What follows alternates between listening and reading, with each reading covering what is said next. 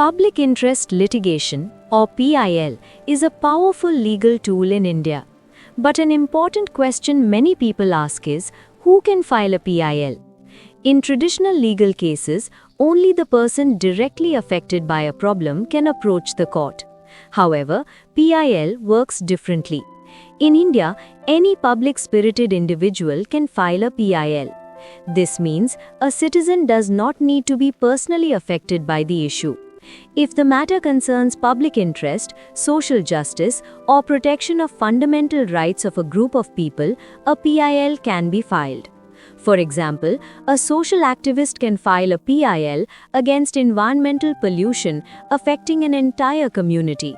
A lawyer can file a PIL to protect the rights of prisoners facing inhumane treatment.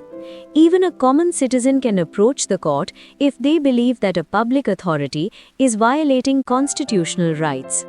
PIL can be filed in the High Court under Article 226 or in the Supreme Court under Article 32 of the Constitution.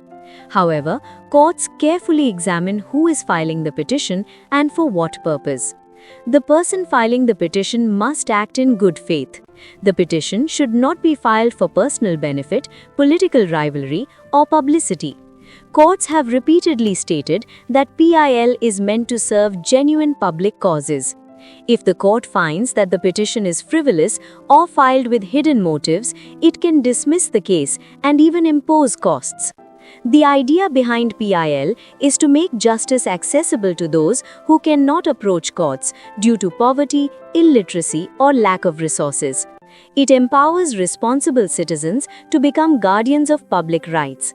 At the same time, it requires honesty and responsibility from those who file it. Understanding who can file a PIL helps citizens realize that the law provides tools to protect society as a whole.